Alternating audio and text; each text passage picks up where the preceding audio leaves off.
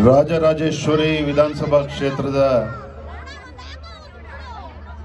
ಇಲ್ಲಿ ನಡೆದಿರ್ತಕ್ಕಂಥ ಎಲ್ಲ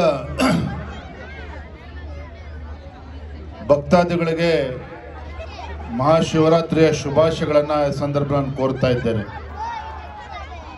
ಇಂದಿನ ವಿಶೇಷ ಕಾರ್ಯಕ್ರಮದ ವೇದಿಕೆ ಮೇಲೆ ಆಸೀನರಾಗಿರ್ತಕ್ಕಂಥ ವಿರೋಧ ಪಕ್ಷದ ನಾಯಕರಾಗಿರ್ತಕ್ಕಂಥ ಸನ್ಮಾನ್ಯ ಶ್ರೀ ಆರ್ ಅಶೋಕ್ ಜಿ ಅವರೇ, ಕ್ಷೇತ್ರದ ಜನಪ್ರಿಯ ಶಾಸಕರು ಮಾಜಿ ಮಂತ್ರಿಗಳಾಗಿರ್ತಕ್ಕಂಥ ಮಾನ್ಯ ಶ್ರೀ ಮುನಿರತ್ನರವರೇ, ಮಾಜಿ ಸಚಿವರಾಗಿರ್ತಕ್ಕಂಥ ಯೋಗೀಶ್ವರವರೇ, ಖ್ಯಾತ ಹೃದಯ ರೋಗ ತಜ್ಞರು, ಪದ್ಮಶ್ರೀ ಪುರಸ್ಕೃತ ಹಿರಿಯರಾಗಿರ್ತಕ್ಕಂಥ ಡಾಕ್ಟರ್ ಮಂಜುನಾಥ್ರವರೇ, ವೇದಿಕೆ ಮೇಲೆ ಆಸೀನರಾಗಿರ್ತಕ್ಕಂಥ ಸುನಂದ ಅವರೇ, ಹಿರಿಯರಾಗಿರ್ತಕ್ಕಂಥ ನಾರಾಯಣ ಸ್ವಾಮಿ ಅವರೇ, ವೇದಿಕೆ ಮೇಲೆ ಆಸೀನರಾಗಿರ್ತಕ್ಕಂಥ ಎಲ್ಲ ಗಣ್ಯರೇ, ಸದ್ಭಕ್ತರೇ,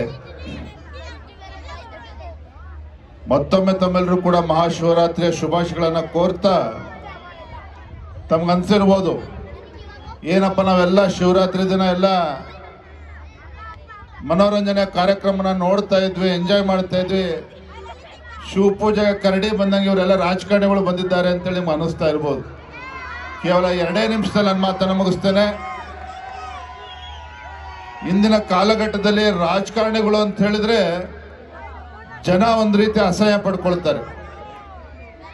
ಆದರೆ ನಿಮ್ಮ ಕ್ಷೇತ್ರದ ಜನಪ್ರಿಯ ಶಾಸಕರಾಗಿರ್ತಕ್ಕಂಥ ಮಾನ್ಯ ಶ್ರೀ ಮುನಿರತ್ನ ಅವರು ಒಂದೇ ಮಾತಿನಲ್ಲಿ ಹೇಳಬೇಕು ಅಂದ್ರೆ, ಜನರಿಂದ ಜನರಿಗಾಗಿ ಜನರಿಗೋಸ್ಕರ ತಮ್ಮ ಜೀವನವನ್ನು ಮುಡುಪಾಗಿಟ್ಟಿರ್ತಕ್ಕಂಥ ಒಬ್ಬ ಜನಪ್ರತಿ ನಮ್ಮ ಮುನಿರತ್ನ ಅವರು ಅಂತೇಳಿ ನಂಗೆ ಹೇಳೋದಕ್ಕೆ ತುಂಬ ಸಂತೋಷ ಮತ್ತು ಹೆಮ್ಮೆ ಅನಿಸ್ತದೆ.